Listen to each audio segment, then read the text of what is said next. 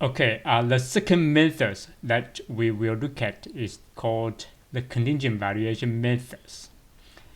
So remember, our task is to value in items of external benefits or external costs.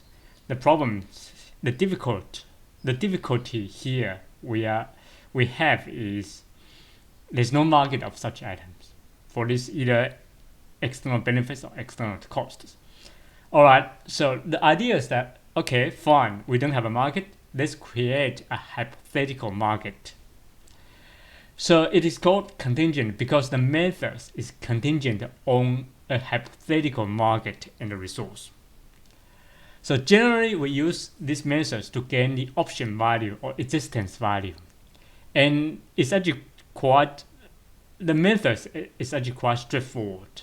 It usually involves people being asked, how much are you willing to pay for a benefit, an item benefit? Or how much would you be willing to accept for an item of costs? So we usually use a questionnaire to survey people, or we can conduct experiment where subjects respond to stimuli. So these methods, these ways we seek to discover how much individuals are willing to pay or willing to accept for changes in or retentions of supply of an environmental resources. So in this survey, respondents should be familiar with the goods. So usually we provide them with photos. And also respondents should be familiar with the means of payment. This is called payment vehicles. For example, it could be an entry fee, it could be a tax. This should be specified, and frequently responses are often sensitive to the payment vehicles.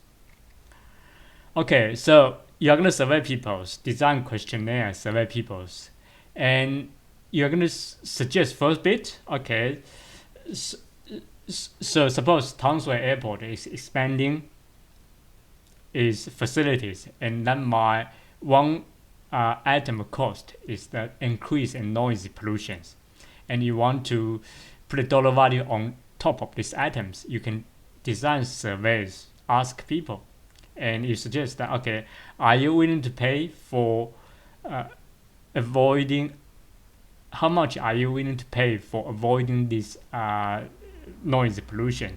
Are you willing to pay for $10?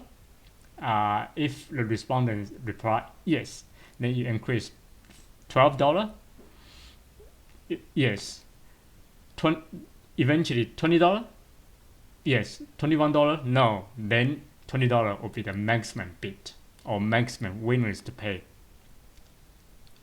And similarly, if you are looking for minimum willingness to accept.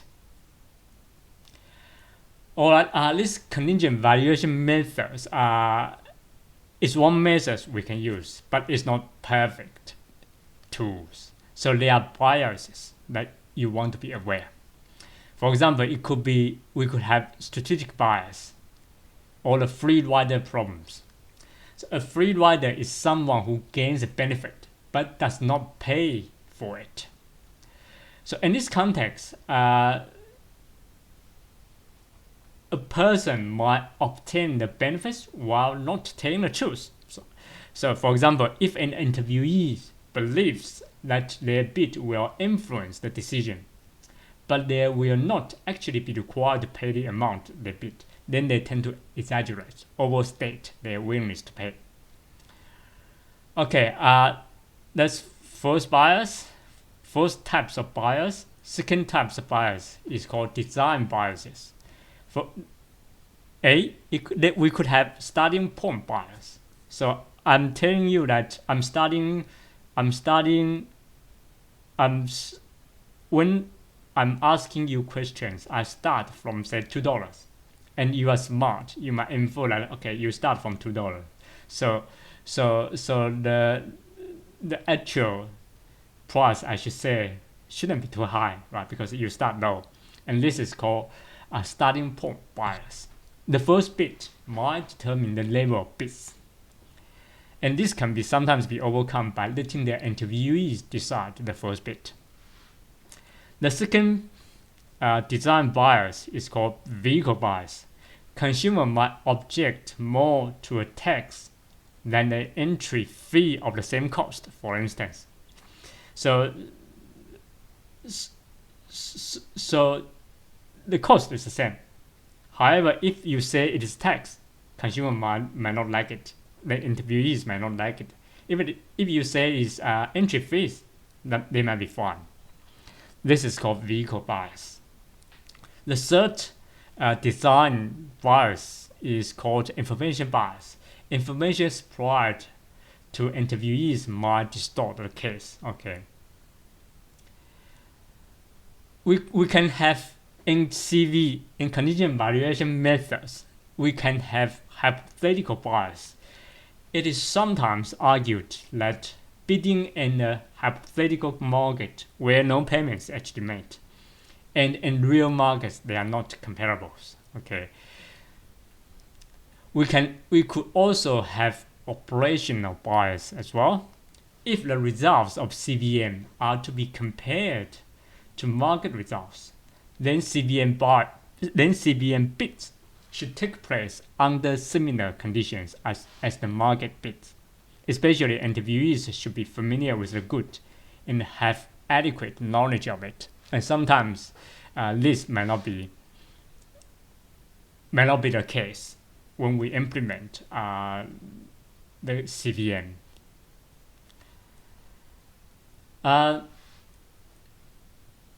We can also have what is called verification problems.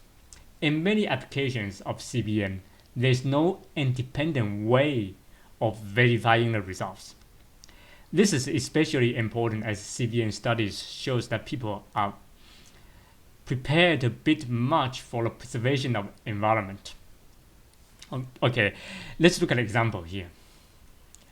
Okay, resource assessment committee commissioned the study to assess the economic value of the Australian community of preserving the conservation zone from possible damage from mining in the Coronation Hills.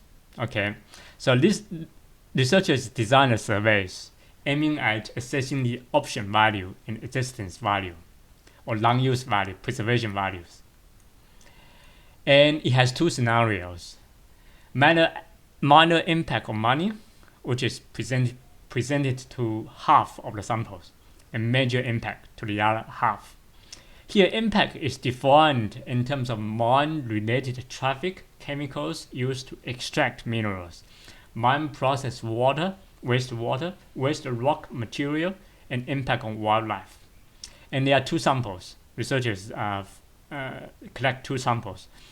2,034 adults overall, where 502 adults from Northern Territory, and it is a face-to-face interviews, and based on stratified random sample.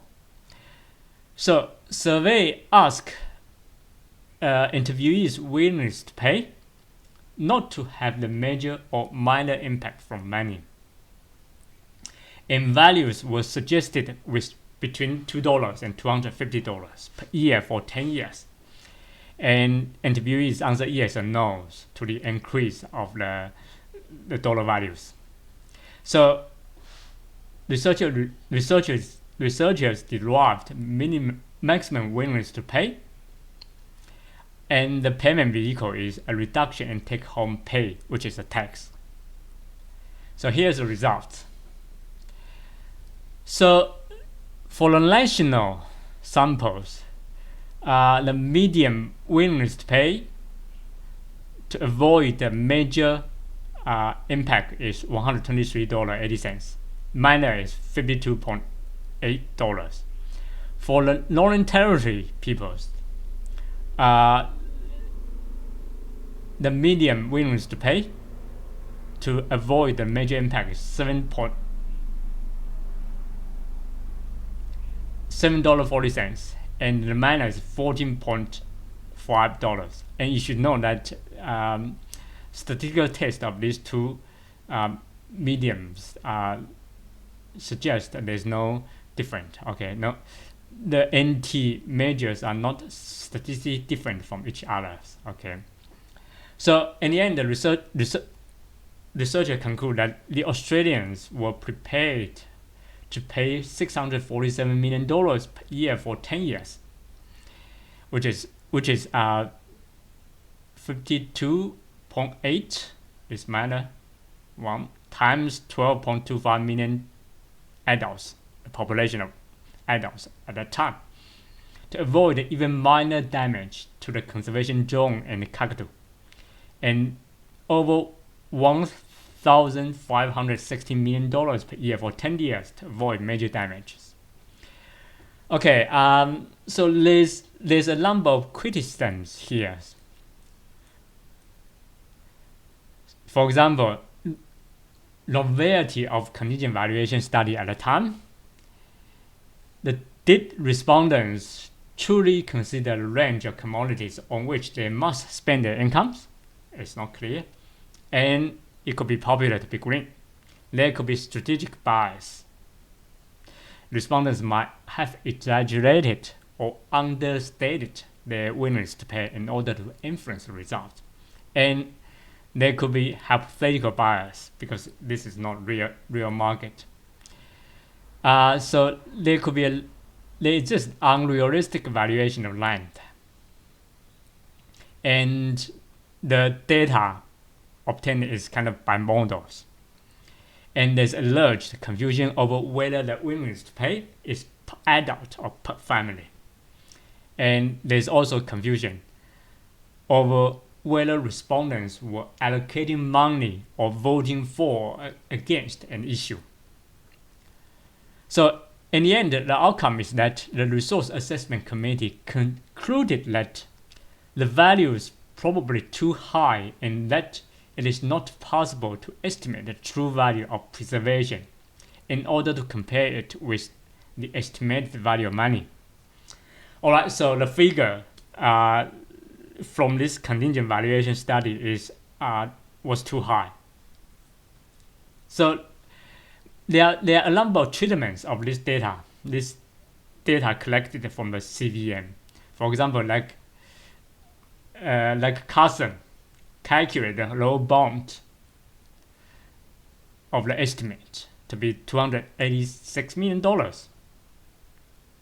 So take the median WTP of the minor impact scenarios.